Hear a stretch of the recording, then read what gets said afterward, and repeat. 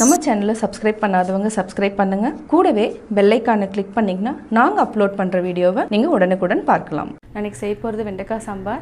நார்மலாக வெண்டைக்காய் நம்ம பொரியல் தான் செய்வோம். நம்ம இன்றைக்கி வெண்டைக்காயில் சாம்பார் செய்யலாம். இப்போ எப்படி சேர்த்து இந்த வீடியோவில் சொல்கிறேன், வாங்க பார்க்கலாம். துவரம்பருப்பு நான் 50 கிராம்ஸ் எடுத்து அது வேக வச்சு நான் எடுத்து வச்சுருக்கேன். நாட்டு தக்காளி எடுத்திருக்கேன். கொஞ்சமாக கருவேப்பிலை, வெண்டைக்காய் 100 கிராம், தேவையான அளவு கொத்தமல்லி தழை, ஒரு கப் மட்டும், அதாவது சின்ன நெல்லிக்காய் அளவுக்கு நான் புளி நல்லா கரைச்சி ஜூஸ் எடுத்து வச்சுருக்கேன். சாம்பார் தூள் 1 டேபிள் ஸ்பூன், கடுகு, பெருங்காயம் கொஞ்சம் போட்டுக்கலாம், தேவையான அளவு உப்பு, தேவையான அளவு ஆயில். இப்போ எப்படி செய்கிறதுன்னு பார்க்கலாம். இப்போ நம்ம பாத்திரத்தை வச்சிட்டோம். காஞ்சதுக்கப்புறம் நம்ம ஆயில் ஊற்றிக்கலாம். ஆயில் 2 டேபிள் ஸ்பூன் இருந்தாவே போதும். எண்ணெய் காஞ்சதுக்கப்புறம் நம்ம கடுகு போட்டுக்கலாம். கடுகு நல்லா பொரியட்டும். நான் கொஞ்சமாக பெருங்காயம் எடுத்திருக்கேன். பெருங்காயத்தையும் நம்ம போட்டுக்கலாம். அடுத்தது கருவேப்பிலை, இது நல்லா போட்டுட்டு நம்ம ஃப்ரை பண்ணிக்கலாம்.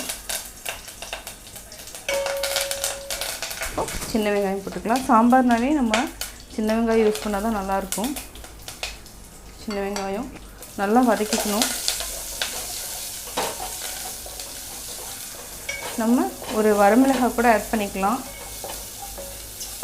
நான் வரமிளகாய் சொல்ல மறந்துட்டு, ஒரே ஒரு வரமிளகாய் போட்டோம்னா அந்த டேஸ்ட் கொஞ்சம் நல்லாயிருக்கும். நம்மகிட்ட என்ன மிளகாய் இருக்கோ, குண்டு மிளகாய் இருந்தாலும் சரி, ஒரே ஒரு வரமிளகாய் ஆட் பண்ணிக்கலாம். வெங்காயம் நல்லா வதக்கி விடுங்க. சிம்மில் வச்சு வதக்குங்க. ஹை ஃப்ளேமில் வச்சோன்னா மேலே மட்டும்தான் இதாகும். அதனால் சிம்மில் வச்சுட்டு அப்போ தான் உள்ளெல்லாம் நல்லா வேகும்.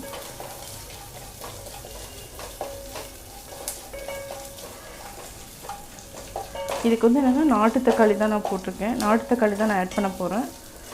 புளி நம்ம கம்மியாக ஊற்றிக்கலாம். நாட்டு தக்காளி ஆட் பண்ணேன்னா புளி நம்ம ரொம்ப கம்மியாக ஆட் பண்ணிக்கணும். ஏன்னா இதுலேயே புளிப்பு இருக்கிறதுனால நம்ம நாட்டு தக்காளி 1 போதும். நல்லா வதங்கிடுச்சு. இப்போ ஹை ஃப்ளேமில் வச்சுக்கலாம். இப்போ ஒரே ஒரு தக்காளி போட்டுக்கலாம். தக்காளியும் போட்டுட்டு நல்லா வதக்கிக்கலாம். ஆக்சுவலாக சாம்பார்னால் நம்ம முள்ளங்கி, முருங்கைக்காய் சாம்பார், பட் வெண்டைக்காயிலையும் நம்ம சாம்பார் வைக்கலாம். இது ஒரு விதமான டேஸ்ட் இருக்கும், நல்லாயிருக்கும் இந்த சாம்பாரும். இப்போ ஹை ஃப்ளேமில் வச்சுக்கலாம். ஒரு 2 மினிட்ஸ் வதங்கினோனையுமே நம்ம வெண்டைக்காயும் போட்டுட்டு நல்லா வதக்கிக்கலாம். தக்காளியும் வெண்டைக்காயும் வதங்குறப்பவே நல்லா வதங்கிக்கும். ஏன்னா வெண்டைக்காய் கொஞ்சம் வளவலன்னு இருக்கிறதுனால கொஞ்சம் நேரம் வரைக்கும் நம்ம சிம்மில் வச்சு தான் நம்ம ஃப்ரை பண்ணிக்கணும். அப்போ தான் சாம்பார் நல்லா டேஸ்ட்டாக இருக்கும். இல்லைனா சாம்பார் வளவலன்னு போயிடும். வெண்டைக்காய் மட்டும் ஃப்ரை பண்ணுறதுக்கு டைம் எடுக்கும். ஃபஸ்ட்டு ஹை ஃப்ளேமில் வச்சுட்டு வெண்டைக்காய் போடுறதுக்கப்புறம் நம்ம லோ ஃப்ளேமுக்கு மாற்றிக்கணும். போதும் இந்த அளவுக்கு. இப்போ நம்ம சிம்மில் வச்சாச்சு. இப்போ நம்ம வெண்டைக்காய் ஒரு 10 வெங்காயம் நம்ம சின்ன வெங்காயம் எடுத்துருக்குறோம். ஒரே ஒரு தக்காளிக்கு வெண்டைக்காய் மினிமம் 100 கிராம் நம்ம போட்டால் தான் சாம்பார் நல்லா டேஸ்ட்டாக இருக்கும். அதிகமாக வெண்டைக்காய் இருக்கணும், வெங்காயம் தக்காளி குறைவாக இருக்கணும். இப்போ நம்ம மூடி வச்சுட்டு ஒரு 5 to 10 மினிட்ஸ் சிம்லேயே அந்த ஆவிலேயே நல்லா வேகணும். அப்போ தான் அந்த வளவளப்பு கொஞ்சம் கம்மியாக இருக்கும்.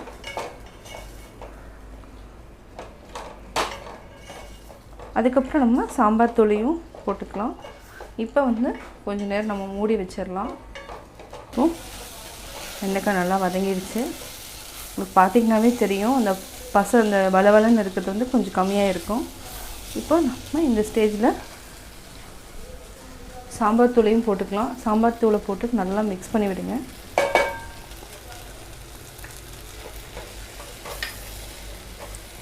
இந்த வெண்டைக்காய் குழம்பு நம்ம மண்சட்டிலையும் நம்ம செய்யலாம். மண்சட்டியில் செஞ்சோன்னா என்னாகனா அந்த வளவளப்பு அவ்வளோ குயிக்காக இதாகாது, கொஞ்சம் டைம் எடுக்கும். அதனால் நான் இந்த மாதிரி பாத்திரத்தில் நான் செய்கிறேன். இப்போ போட்டாச்சு. நம்ம பருப்பையும் நம்ம ஊற்றிடலாம். பருப்பு நல்லா ஊற்றிட்டு நல்லா கொதிக்க விடணும். இப்போ நம்ம தண்ணி ஆட் பண்ணிக்கலாம்.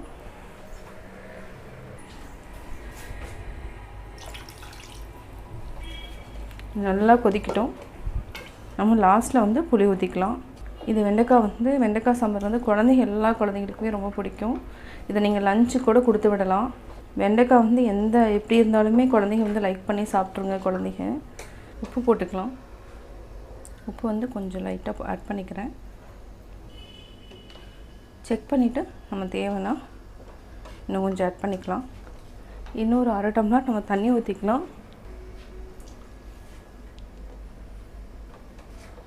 இப்போ வந்து நம்ம இதையே ஒரு 5 மினிட்ஸ் வந்து நல்லா மூடி வச்சுக்கலாம்.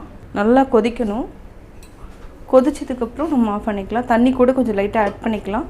இப்போ ஒரு கொதி வரட்டும். வந்ததுக்கப்புறம் நம்ம தண்ணி ஆட் பண்ணிக்கலாம். இப்போ நல்லா கொதிச்சிருச்சு. இப்போ வந்து நம்ம புளி ஊற்றிக்கலாம். இது கீழே இந்த மாதிரி இருக்குது. இதை வந்து ஊற்ற வேண்டாம், வச்சுக்கலாம். ஒரு 2 மினிட்ஸ் to 3 மினிட்ஸ் இருந்தாவே போதும். நல்லா கொதிச்சதுன்னா ஆஃப் பண்ணிடலாம். இப்போ சிம்மில் வச்சுக்கலாம். ஒரு 3 கொதி நல்லா வரட்டும். சாம்பார் நல்லா கொதிச்சாச்சு, ரெடி ஆகிடுச்சு. இப்போ வந்து கொத்தமல்லி தழை தூவிக்கலாம். ஆஃப் பண்ணிடலாம்.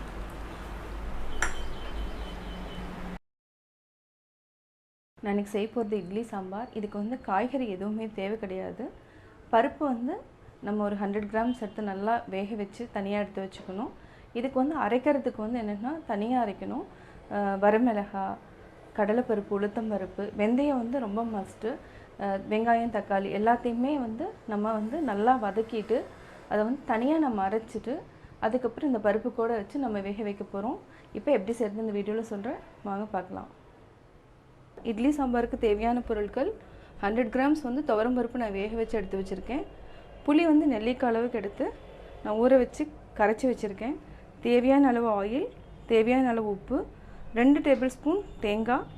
இது வந்து சாம்பார் பொடி அரைக்கிறதுக்கு 1 டேபிள் ஸ்பூன் உளுத்தம்பருப்பு, 2 டேபிள் ஸ்பூன் கடலைப்பருப்பு, வெந்தயம் வந்து 1/4 டேபிள் ஸ்பூன், தனியா 1 டேபிள் ஸ்பூன், வரமிளகாய் 6, கொஞ்சமாக சீரகம், ஒரே ஒரு பிஞ்ச் கட்டி பெருங்காயம், சின்ன வெங்காயம், கருவேப்பிலை தாளிக்கிறதுக்கு, சின்ன வெங்காயம் ஒரு 10 எடுத்து நான் நீளவாக்கில் கட் பண்ணி வச்சுருக்கேன், 5 பல் பூண்டு, 2 தக்காளி. இது எல்லாமே அரைக்கிறதுக்கு, இது மட்டும் தாளிக்கிறதுக்கு. இப்போ எப்படி செய்கிறதுன்னு பார்க்கலாம். தாளிக்கிறதுக்கு கடுகு, வரமிளகாய், கொத்தமல்லி தழை. இப்போது பாத்திரம் வச்சாச்சு, ஆயில் ஆட் பண்ணிக்கலாம்.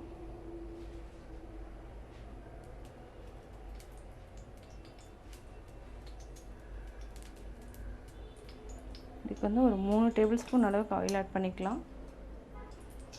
இது எல்லாத்தையுமே போட்டு நம்ம வறுக்கணும்.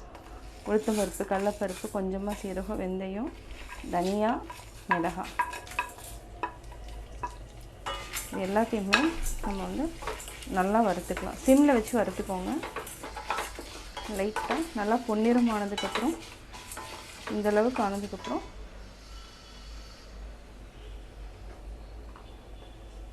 அஞ்சு பல் பூண்டு, சின்ன வெங்காயம், கருவேப்பிலை இதையும் நம்ம போட்டு நல்லா தாளிச்சுக்கலாம். சிம்மில் வச்சே நல்லா வேக வச்சுருங்க. ஸோ நல்லா ஓரளவுக்கு வெந்துடுச்சு. ஒரு 3/4 வாசி வெந்தால் போதும். ஏன்னா நம்ம தக்காளியும் போடுறதுனால ரெண்டும் மிக்ஸ் ஆகி எல்லாமே நல்லா வெந்துடும். இப்போ இதுக்கு 2 தக்காளி நான் எடுத்திருக்கேன். ஒரு 2 மினிட்ஸ் வந்து நல்லா வதக்கிக்கலாம். ஸோ 2 மினிட்ஸ் ஆயிடுச்சு. இது தேங்காயையும் நம்ம போட்டுட்டு நல்லா வதக்கிட்டு ஆற வச்சுக்கலாம். தேங்காய் வந்து ஏன் வதக்கணும்னு சொல்கிறோன்னா சீக்கிரம் சாம்பார் வந்து கெட்டு போயிடும். அதனால் நல்லா வதக்கிட்டோன்னா கொஞ்சம் நேரம் வரைக்கும் வைக்கலாம். அதனால் தேங்காயும் நல்லா வதக்கிக்கோங்க. இதை வந்து ஆற வச்சுட்டு அரைச்சிக்கோங்க. இப்போ நம்ம மண் பாத்திரம் வச்சுட்டோம். ஆயில் ஊற்றிக்கலாம். இப்போது ஆயில் நல்லா காஞ்சிருச்சு. கடுகு போட்டுக்கலாம். கடுகு நல்லா பொரிஞ்சிருக்கு. இதுக்கு வந்து நம்ம பெருங்காயம், கட்டு பெருங்காயம் போட்டதுனால போட வேண்டியதெல்லாம் வரமிளகாய், வெங்காயம், கருவேப்பிலை எல்லாத்தையுமே போட்டு நல்லா தாளித்து விட்டுட்டு அரைச்சி வச்சுருக்கிற இது அதாவது என்னன்னா இந்த தனியா, கடலைப்பருப்பு, உளுத்தம்பருப்பு, வெந்தயம் இதெல்லாம் இதையும் நம்ம ஆட் பண்ணிக்கலாம்.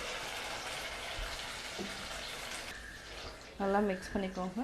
அதே மாதிரி பருப்பும் இதையும் நம்ம ஊற்றிக்கலாம். நல்லா கொதி வந்ததுக்கப்புறம் தான் நம்ம வந்து புளி ஊற்றணும். நல்லா மிக்ஸ் பண்ணிக்கோங்க. பருப்பு ஊற்றிட்டோம், நல்லா திக்காயிடுச்சு. இப்போ தண்ணி ஊற்றிக்கலாம். நல்லா கொதித்ததுக்கப்புறம் நம்ம வந்து புளி ஊற்றிக்கலாம். இப்போ சாம்பார் நல்லா கொதி வந்துட்டுருக்கு. இப்போ நம்ம உப்பு ஆட் பண்ணிக்கலாம்.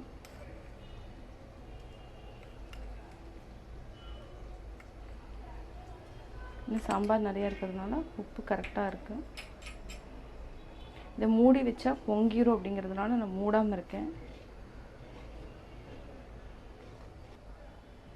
இப்போ நம்ம புளி ஆல்ரெடி வந்து எடுத்து வச்சுருக்கிறோம். இந்த புளி தண்ணியை அதையும் நம்ம இப்போ ஆட் பண்ணிக்கலாம். நல்லா கொதிக்கிட்டோம். இது வந்து இந்த கொதி மட்டும் என்னன்னா ரொம்ப நேரம் நல்லா கொதிச்சதுன்னா இந்த சாம்பார் வந்து நல்லா டேஸ்ட்டாக இருக்கும். இது நல்லா கொதிக்கட்டும். ஒரு 10 to 15 minutes வந்து சிம்மில் வச்சுட்டு நல்லா கொதிக்க வச்சுருங்க. இப்போது சாம்பார் நல்லா கொதிச்சிருச்சு. சிம்மில் வச்சதுனால நல்லா வாசம் வரும். இப்போ வந்து நம்ம ஆஃப் பண்ணிவிட்டு கொத்தமல்லி தழை வந்து துவைக்கலாம். நல்லா மணமாக இருக்கும். இப்போ நம்ம ஆஃப் பண்ணிடலாம்.